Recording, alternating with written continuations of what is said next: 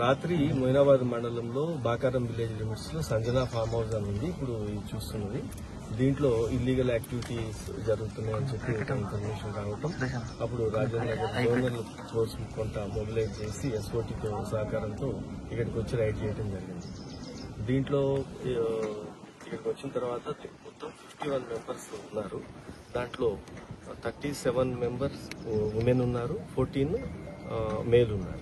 ఈ 51 మంది కూడా ఆఫ్రికన్ కంట్రీస్ సంబంధించిన వాళ్లే ఉన్నారు. ఇక్కడ వాళ్ళు ఎవరు లేరు. దీంట్లో ఎక్కువగా 34 మెంబర్స్ ఉగాండా వాళ్ళు, కెన్యా, లిబేరియన్, తర్వాత క్యామరూన్, ఇట్లా డిఫరెంట్ కంట్రీస్ నుంచి ఇక్కడ వీళ్ళందరూ ఐడెంటిటీస్ అయి చూడటం జరిగింది. వీళ్ళు ఇక్కడ బేసికల్గా ఒక లిక్కర్ పార్టీ ఆర్గనైజ్ చేస్తున్నారు. ఒక 65 వరకు ఈ బీర్లు, తర్వాత చాలా ఒక 20 లీటర్స్ వరకు డిఫరెంట్ వెరైటీస్ లిక్కర్ బాటిల్స్ కూడా అక్కడ ఉన్నాయి. వీళ్ళు ఎవరు కూడా ఈ పార్టీ ఆర్గనైజ్ చేయడానికి పోలీస్ పర్మిషన్ కానీ ఎక్సైజ్ లైసెన్స్ పర్మిషన్ కానీ ఏం తీసుకోలేదు. దీంట్లో అదే వయలేషన్ దాని కింద, సౌండ్ పొల్యూషన్ దాని కింద, వీటి మీద ప్రాథమికంగా ఇప్పుడు మనం కేసు రిజిస్టర్ చేయడం జరుగుతూ ఉంది.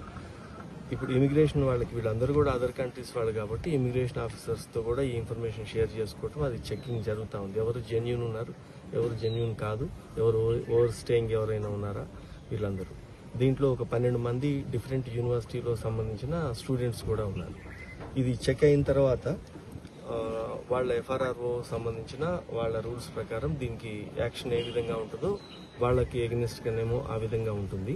ఈ ఫామ్ హౌస్ కి మీద అతని యజమాని వీళ్ళ మీద ఈ ఇల్లీగల్ పార్టీ ఆర్గనైజ్ చేసినందుకు ఒక కేసు అవుతుంది.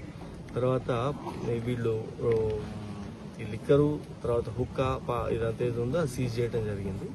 ప్లస్ వీళ్ళు ఏమన్నా డ్రగ్ సంబంధించింది ఏదైనా ఉందా అనేది ఇప్పుడు ఈ ఇమిగ్రేషన్ అయిపోయిన తర్వాత డ్రగ్ టెస్ట్ కూడా చేస్తారు వాళ్ళకి. దాని తర్వాత దాని రిజల్ట్ని బట్టి యాక్షన్ తీసుకోవడం జరుగుతుంది. ఏమైనా దొరికాయా సార్? డ్రగ్స్ కానీ, గంజాయి కానీ, ఏదైనా పదార్థాలు ఏం దొరకలేదు. బర్త్డే పార్టీలో లిక్కర్ అయితే విజిబుల్గా ఉంది. ఇప్పుడు అది కూడా చేస్తారు. బర్త్డే పార్టీ మామ అని ఒక అమ్మాయి, ఒక లేడీ, ఆమె ఆర్గనైజ్ చేసింది ఇదంతా. ఆమె ఏం చేస్తారు సార్ ఇక్కడ? ఈమె ఇప్పుడు తెలిసింది అయితే ఇది ఓవర్ స్టేయింగ్ లో ఉంది అని. ఇంకా ఇప్పుడే కదా ప్రొఫైలింగ్ చేస్తున్నారు వాళ్ళు. చేస్తుంటే వాళ్ళకి కొన్ని గతంలో ఉన్న కేసులు కానీ ఇవన్నీ అవి బయటకు వస్తాయి. అవి చూసిన తర్వాత దాని మీద యాక్షన్ తీసుకుంటారు. మొత్తం 12 స్టూడెంట్స్ ఉన్నారు సార్, ఇంకెవరన్నా? 12 అంటే వాళ్ళు చెప్పేదాని ప్రకారం ఇప్పుడు వెరిఫికేషన్ జరిగిన తర్వాత కదా వాళ్ళు యాక్చువల్ స్టూడెంట్ వీసాలో వచ్చారా, లేకపోతే వాళ్ళు చెప్తారు నేను స్టూడెంట్ అని. ఇప్పటికిప్పుడు యూనివర్సిటీ దొరకదు. మనం అది వాళ్ళది అసలు ఏ వీసా మీద వచ్చి పాస్పోర్ట్, ఫేక్ పాస్పోర్ట్ ఏమైనా ఉందా, ఇవన్నీ కూడా ఇప్పుడు వీళ్ళు వెరిఫికేషన్ లో ఇంకా 1-2 అవర్స్లో 3 అవర్స్లో అయిపోతుంది. అంటే వీళ్ళంతా ఇక్కడ గ్యాదర్ కావడానికి కారణం ఏమంటారు సార్? అసలు ఇంతమంది ఒకే ఇతర దేశాలకు సంబంధించిన వాళ్ళు మాత్రమే గ్యాదర్? అంటే మెజారిటీ ఇప్పుడు దీంట్లో ఉగాండా వాళ్ళే కదా.